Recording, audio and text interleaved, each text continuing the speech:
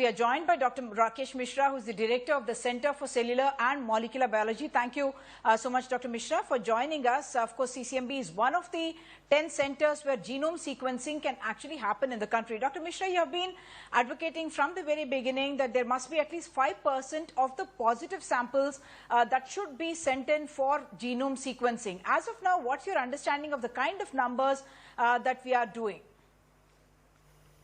As you correctly mentioned, now there are 10 centers across the country which are part of a consortium which have taken up the genome sequencing responsibility.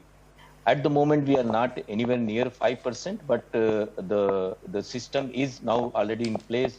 Funds are now available, and resources are there, equipment and people.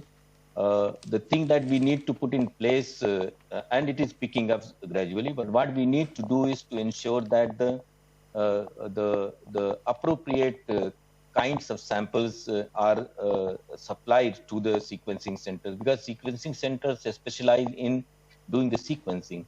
Supply of the samples, the positives, have to be done from the diagnostic centers mediated by NCDC and the State Health Department, which is quite a massive task to arrange that we get the samples from all geographic. Appropriate samples. What does appropriate samples in this context really mean?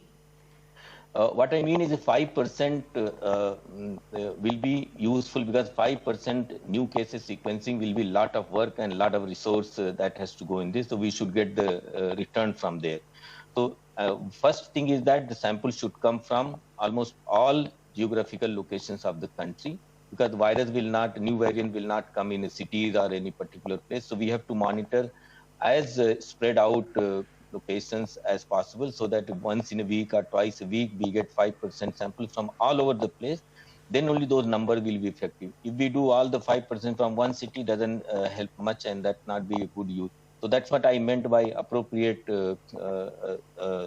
sampling, so that we have the full view of a new variant is emerging anywhere, and wherever in this, which city, which district it is emerging, that can be controlled better before it spreads to other states and other cities. That's the first use of this genome surveillance.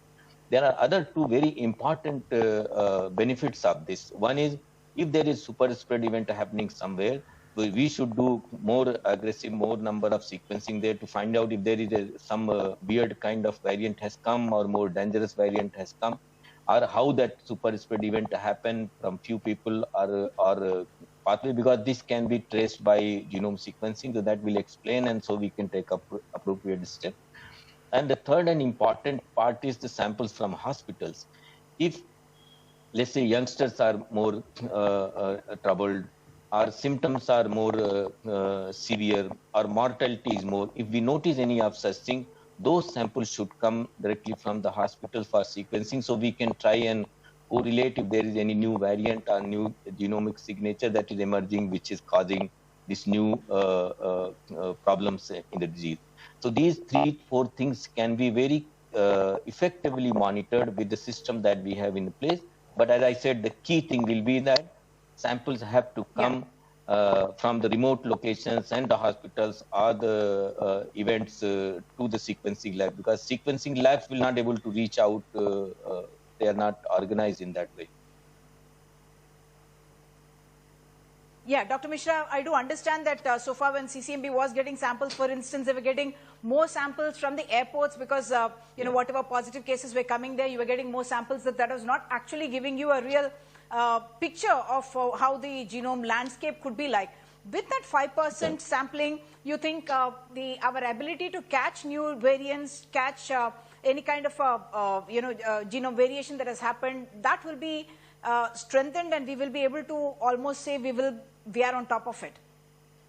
Yes, I will not say we have to reach there to claim that we are on top of it. But I can mention that even the airport samples have given us idea that so many variants are coming.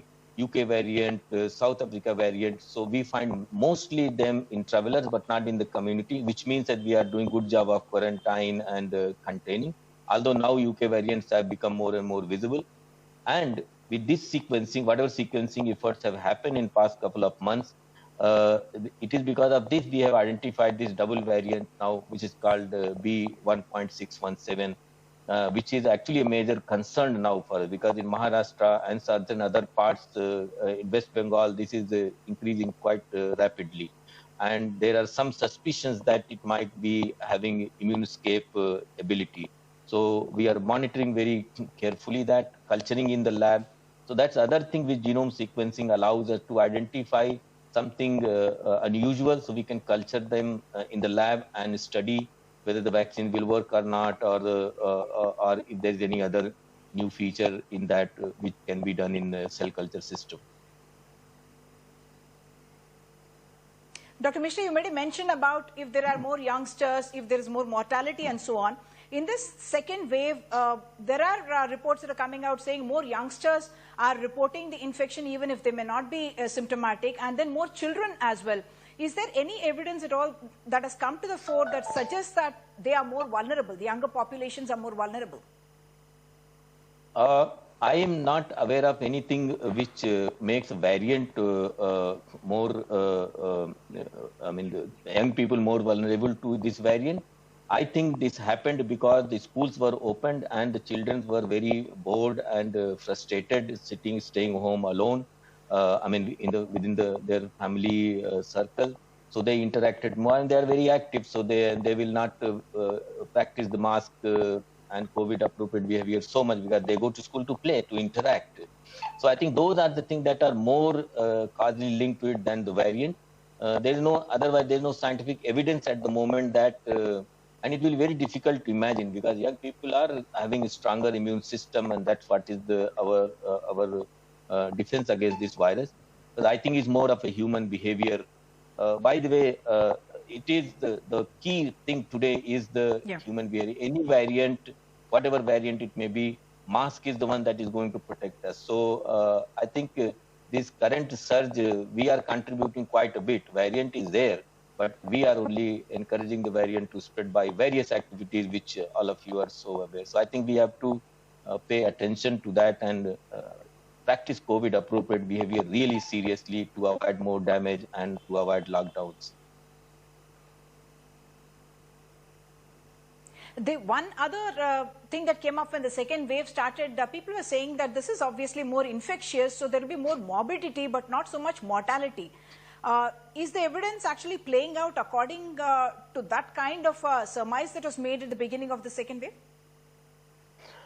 In the by and large is okay, but still there are lots of people asymptomatic, and I think all the cases that we are talking about, most of the places, new variants are only 10%, 20%, except let's say Maharashtra, where it is maybe 50%, or Punjab or something like that.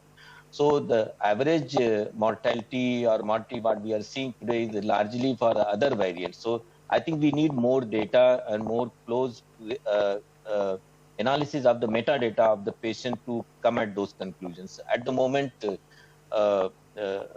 we are only worried whether this new variant should not create problem for the vaccine part, which there is remote chances, but less likely, because we are not seeing a lot of reinfection. So that is one reassuring thing, that the immunity acquired by one time of infection is holding on. One final question, Dr. Mishra. You are saying there is adequate capacity in the country to do genome sequencing of much larger numbers than what we are doing right now. So where exactly is the gap? Is it the diagnostic labs, hospitals? Who has to bring them together? The government obviously needs to send out those advisories, recommendations or directives saying, is that what the gap, as you see it now, it's not resources or lack of enough capacity, technology to do it? So my assessment is, see, this is something new. So healthcare system is stretched out to its limit. And it is second wave means people are morally under very stressful condition mentally. And so they have to do an extra job after testing and doing all those things, pack and send material to a sequencing lab. And then it requires a different kind of resource, like full boxes and arrangement to send by road or by flight or whatever, because remember, a big country with only 10 labs sequencing, so lots of shipping and transport is required. So that infrastructure in this size country has to be put in place in effective manner. So that thing is taking time, but we are asking for a big task. So I mean, it could be a little faster, but I think we are getting there. Okay. Okay. Thank you so much, Dr. Mishra, for joining us.